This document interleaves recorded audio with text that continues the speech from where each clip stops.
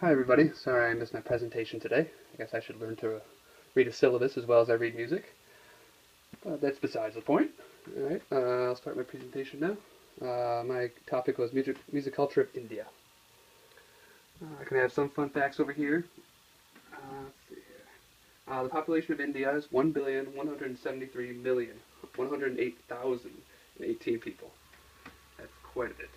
The languages there spoken is mostly Hindi, about 41% of the population.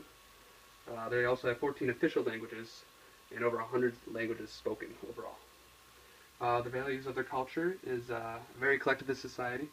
Uh, Identifies self with a more important group is very apparent. Group decision making is also very well known. Individual praise is uncomfortable, even shameful at times. And group welfare is the goal of the whole community. There's also defined gender roles. Hierarchical status matters. Body language is very important. Also, you may not say no directly. You need to infer before. Titles are important in their society, and less touching of people, especially between genders. People speak in different languages, dress differently, follow different religions, eat different food, but are of the same temperament. So whether it's a joyous occasion or a moment of grief, people participate wholeheartedly, feeling the happiness or pain. A festival or a celebration is never constrained to a family or home. The whole family, community, or neighborhood is involved in bringing liveliness to an occasion. Likewise, an Indian wedding is a celebration of union, not only of the bride and the groom, but also the two families. Maybe cultures or religion too, who knows. Similarly, in times of sorrow, neighbors and friends play an important part in easing the grief. The role of music in their society, in my opinion, is music plays the same role in almost all civilizations, countries, and societies. It gathers people to appreciate the beauty of music, and this makes a factor of social development all over the world and throughout the times. I also believe that their music is also very tied to religion. A lot of their ragas are based on poems that they've learned through time. A lot of music is passed down orally, not really written down very much. Right, and now we'll get into the music of it. First, we'll start with some instruments. There's two different sections of India, north and south. North is Hindustani. Their melody instruments include the sitar, the veena, which is a smaller sitar, violin, harmonium, which is a piano. The rhythm instruments are the tabla and a pakhawa, which I did not have a picture of, but it's also another drum. And drum instruments are the tempura, or also a shruti box, which I'll show you on the next slide. For the south, it's Carnatic. The melody instruments are the flute, the violin, and a mandolin, actually, which I do not have pictured. Rhythm instruments are the mridangam, which is a double-sided drum, and the ghatam, which is a clay pot, and also a thaval, which is another double-sided drum. Drum instruments are the same. They got the tempura, and the shruti box. Like most music, it has forms that they stick to. The kriti is a poem in which they really base their ragas around. Raga is actually a melody, or the coloring of the mind.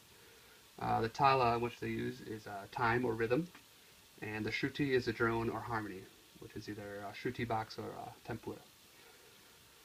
Other forms or other terms that are used for the form is alpana, which is a search for the raga, or the tuning of the instrument, trying to figure out what melody to use or what poem they want to play. Also a tanam, which is the search for the tala, or the tempo, in which the rest of the song will be played at. And also a tani is a drum break, or solo. And also kriti, which is a poem. You know that. The Melakarta is actually a collection of fundamental ragas, or scales. They don't really have scales per se, they just have what's the word I'm looking for? Just a series of notes that go up or down and they change. It doesn't really matter if it's ascending or descending. The first one is a Sempura raga. They contain all 7 swaras, or notes, of the octave in both ascending and descending scales. Also, the Krama Sempura ragas, that is a sequence that is strictly ascending and descending in the scales, without any jumps or zigzag notes. Looks like I seem to not put the name for this one, but there's also another one that is the ascending and descending scales must have the same notes. And for every octave, they have 12 semitones, which gives them a lot more variety, which I'm kind of jealous of because I'm getting sick with just 12 notes. This is a scale I wanted to show you, or teach you, so you can use it in any of your improvisations if you have any Indian clients that come in.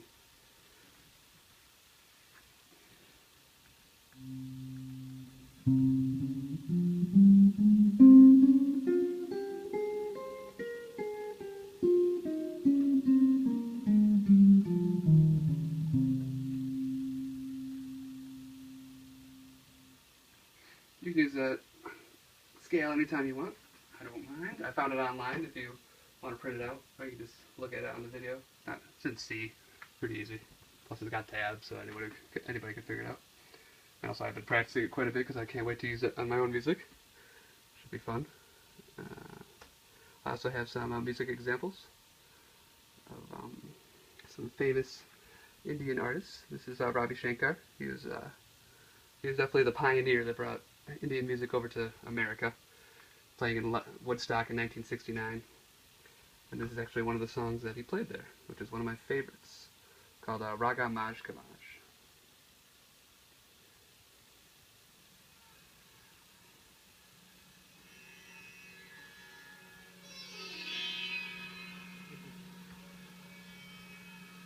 Now you will hear an evening raga, Maj Kamaj.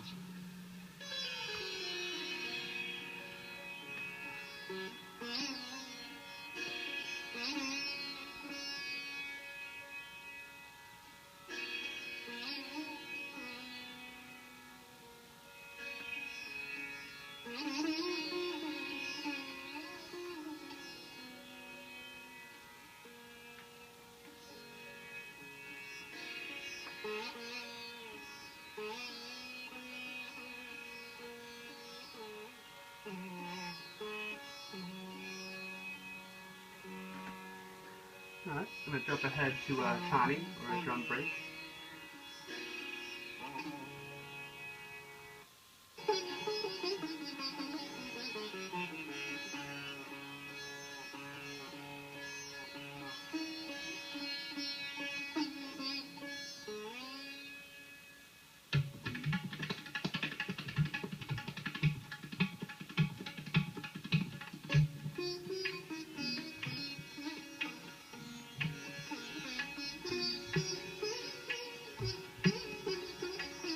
The drum instrument that you hear is a tabla, which is two drums, one small one, one bigger one, made of aluminum bottoms, made of, I think they have goat skin on top.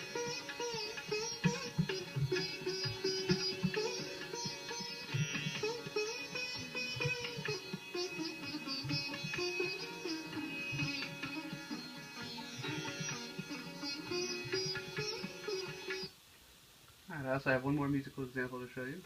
This is Shakti. This is more of a westernized Indian style of music. It's also kind of jazzy. They played in the 1970s with the guitar player John McLaughlin. He's very well known, as well as I forgot his name is, the tabla player. Oh, Zakir Hussain. He's also very prominent in the music culture. There's a live recording from the 1976, I want to say. There's a tabla, or there's a shruti box that he's playing. There's a gautam, the clay pot, which I kind of want to get one for myself. It looked pretty awesome.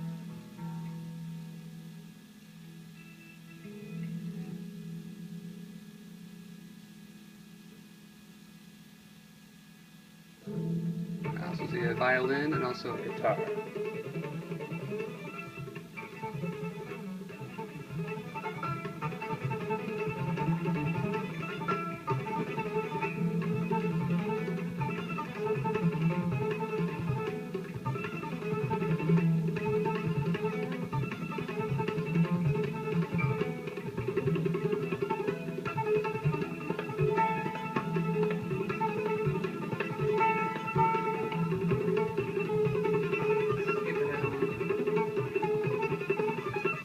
again is a 14-minute song.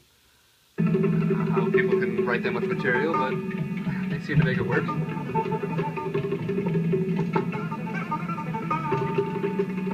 So you can see John McCauliffe with a custom guitar that he made that has 6 strings covering the whole, as well as the other 6 strings, the melody strings, which, just like a sitar, they resonate and give a really interesting tone.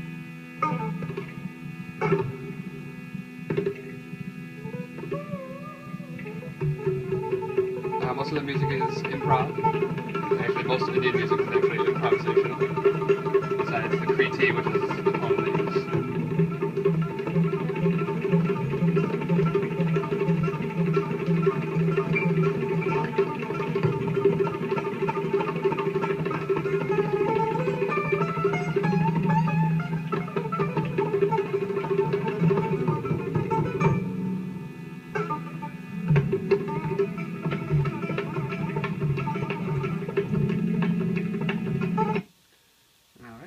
That. You can watch those videos anytime. I highly recommend them. Shakti, one of my favorites. And that's the end of my presentation. Thank you for watching.